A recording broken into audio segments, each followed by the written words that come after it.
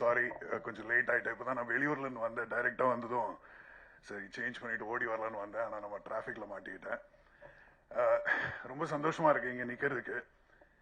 நிறைய பேருக்கு தெரியாது, ராதிகா மேடமுக்கே தெரியுமான்னு தெரியல எனக்கு. பட் நான் முதலா தமிழில் டயலாக் பேசி ஒரு கேமரா ஃபேஸ் பண்ணியிருக்கேன்னா அது ரேடானுக்காக தான் பண்ணியிருந்தேன். தந்திரபூமின்னு ஒரு சீரியல் பண்ணியிருந்தேன் பல வருஷம் முன்னாடி. ஸோ அதுக்கப்புறம் அப்படியே அந்த ஜர்னி கண்டினியூ ஆச்சு. பல வருஷத்துக்கு அப்புறம் இப்போ திருப்பி அவங்க கூட நடிக்கிறதுக்கு ஒரு வாய்ப்பு கிடைச்சது ரேடானுக்காக பண்ணுறதுக்காக. சரத் சார் வந்து ஃபோன் பண்ணியிருந்தாரு ஒரு வாட்டி, இந்த மாதிரி இந்த கேரக்டர் ஒன்று இருக்கு நீ பண்ணணும் அப்படின்னாரு. அப்புறம் பேசி எனக்கு வந்து வசந்த பாலன் சார் பண்ணுறாருன்னு தெரிஞ்சதும் அது டெஃபினட்டாக அது வந்து சூப்பராக இருக்குன்றது தெரியும். ஸோ சந்தோஷமாக அக்செப்ட் பண்ணேன்.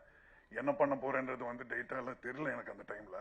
பட் பண்ணி முடிச்சதும் எனக்கு ரொம்ப சாட்டிஸ்ஃபேக்ஷனாக இருக்கு. ஏன்னா ரொம்ப பிரமாதமாக வந்திருக்கு.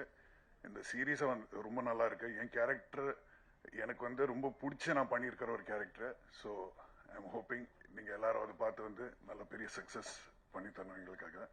And I like to thank everybody who was involved in the making of the movie. Thank you so much.